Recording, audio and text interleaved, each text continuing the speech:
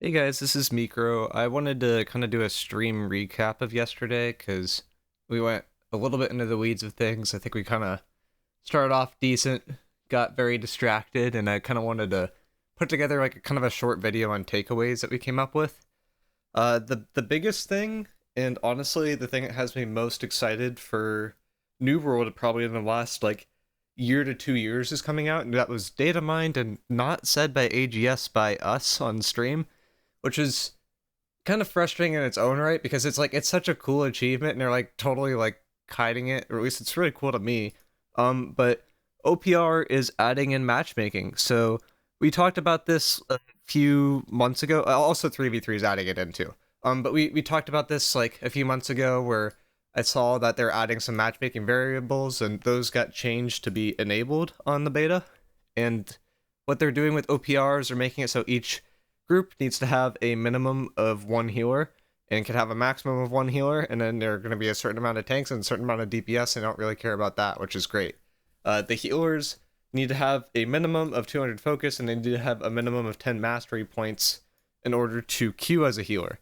Now, the interesting part here is I don't think healing mastery is directly mapped to life staff, so like I could queue, I believe I could queue as healer as a flail VG player with over 200 focus, and I could be in heavy, so I'd not really be a healer and I'd still be able to queue as a healer. That being said, considering that they're also adding MMR, which is what this MRV2 is here, which I didn't realize yesterday at the time, and then we kind of figured out today. But this MRV we think stands for matchmaking rating variance. And then the two kind of alludes to the algorithm that they're using in terms of the matchmaking, which they're using this a glyco rating system that is likely is used by things like chess. It's used in Team Fortress 2, Dota 2, Guild Wars 2, basically a bunch of CS:GO. Like it's a really popular algorithm. I mean, we think it's the glyco 2 because it has the 2 in there, and they also talk about variance a lot, and the glyco 2 algorithm, like what it's kind of known for is it adds in a factor that's basically rating volatility, and this pertains to like your variance between your day-to-day performance. So it might be better one day, a little bit worse another, and it will take that into the calculation for what your MMR should be. I don't think this will be like the end all, like be all savior of New World, because I don't think that there's a completely definitive reward for trying to like do well in OPR and all these things in terms of like rewards from how skillful you are or anything like that. But like in terms of like a rating system, like maybe if you were say in the top 5%, then you got 2 chests per OPR instead of 1 or something like that. So it encouraged you to like not try to troll games and like have fun and whatnot. But I think this is going to help the game a lot. I'm sorry for flashbanging people, by the way, too. I realize I'm going from white mode to dark mode, and that might be kind of annoying for people. But MMR just inherently will make stuff a little bit more balanced. Honestly, I think the bigger change is just having one healer per team, like, or one healer per group, and like having healers be like roughly even. Like you could get around this, like you as a tank, you as a DPS, swap to healer. You'd probably give your team an advantage. I imagine that that's not intended and something that could probably be sussed out in the long run. But I think this will be really helpful because it will just allow teams to be generally more fair in OPR. And I'm hoping that like if right now 10% of OPR games go to like 1,000, like the map score, to something like around 800 to 900 range, that they start getting a lot closer. They start kind of getting more intense, and that's usually is something for people to drive towards. It's like it's a fun PvP endgame thing. And honestly, I think with this matchmaker coming out, I think OPR is in 3v3 are the new endgame. It's not it's not war or anything like that. And the other interesting part too is I believe they have a scaler depending on like how many people you group with too in terms of your MMR. So that way, if you are grouping with other people, your MMR is boosted above to a point where it normally would be, which would make it so that you need to overperform if you're grouped with other people. Otherwise, you're not gonna you're gonna be rated higher, so you're gonna be paired with worse teammates. So I think this also kind of helps the grouping problem, and honestly is like a really good first stab at like finally solving this issue. Like the part that like really makes me happy about this is like in terms of balance, we've had a very hard time in New World balancing things because matches just have been inherently really random, and it's like hard to balance a game when you are balancing around a mode that doesn't even have equal healers per team. It doesn't have people on roughly equal skill levels per team. It's like complete chaos. You're throwing every variable into the mix, and then you're trying to make arbitrary balance decisions around that, and I think this will help a lot. That being said, I think still the primary way that they're going to balance is like around endgame content, and I imagine that will be around the FFA island, assuming it's not completely overrun with people that are cheating slash teaming, whatever you want to call it, which we also looked at yesterday, and we still think is likely going to be the case. So New World Buddy has a more up-to-date mapping system than New World Database does in terms of the island, and here we can look at all like the spawns for chests and stuff like that, and the main thing you'll notice is like in this top left area is going to be a really, really big hotspot in terms of activity. There's bridges surrounding like the entire landscape, and bridges are obviously a natural choke point, so that's a spot that's like likely going to bring fights. And like in general, these like kind of yellowish areas are like spots where there's access to good rewards. The other noteworthy thing here is these chests and a lot of resources do respawn relatively quickly in this zone. I believe the chests spawn at a maximum, so it's going to be like 16 minutes and 40 seconds for each chest to spawn, so you totally could camp these if you wanted to camp these. Minimum spawn time of 15 minutes. The main thing here is the gather time is 25 seconds, but if you get knocked off of a chest, the gather time won't reset, which is kind of nice. So if you just keep getting shot by a ranged player, but they aren't doing anything to you, you'll still be able to gather it a given time. So shout out to people that are probably going to abuse tank and just like go to the chest and start trying to open them, because I feel like that's going to be a really good strategy, because you just won't take damage and you'll probably just be able to open most of these chests relatively easily. So yeah, I kind of expect this island to be divided into two camps. You're going to have people that are either grouped together or not grouped together, but are being friendly towards each other, if you know what I mean, like kind of soft alliances.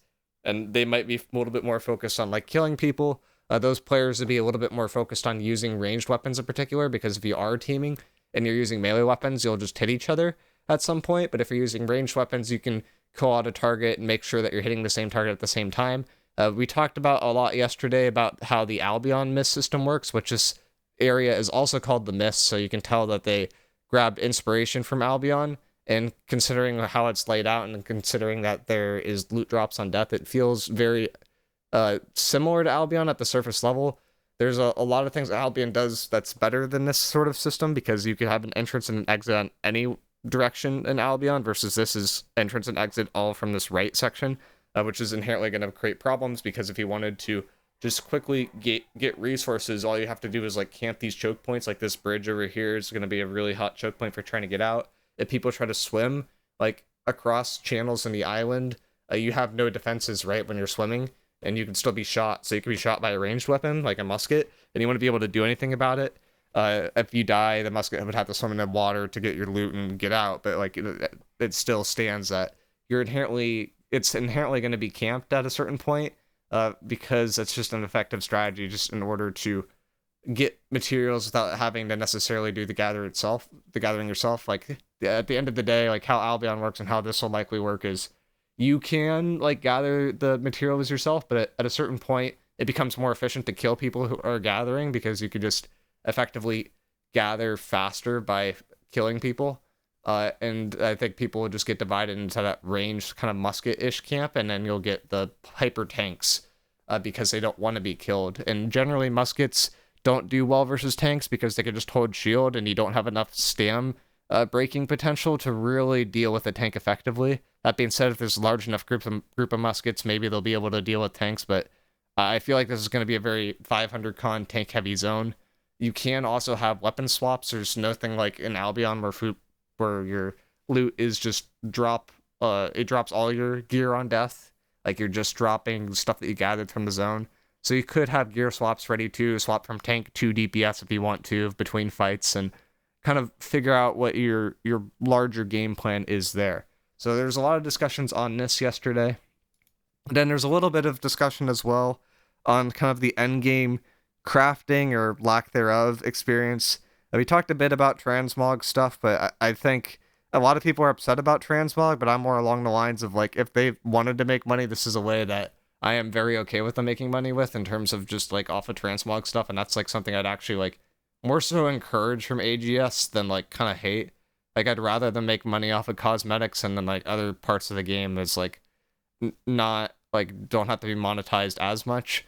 That being said, like they could do a lot more with cosmetics. Like every time that they have one of these like contests for skins using transmog stuff, like imagine if the winner of the transmog skin contest like had their skin show up to the store or something that you can buy using a transmogs or whatever. Like and then you can just like pick up the Mario skin or something like that, or someone like made a full Mario build or something along those lines. Like I feel like they could be leveraging this a lot more. Especially because I feel like a lot of the community transmog related skins are honestly better than the skins that you can buy from the store, but maybe I'm kind of biased there. It's just like something I've noticed. We've also talked about a lot of the end game stuff. We talked about some of the artifacts. I don't want to go rehash everything there, but at a high level, I'm very excited for this rating system. Glyco is not something I was super familiar with, but considering that chess.com uses it, like I imagine it's going to be pretty dang effective.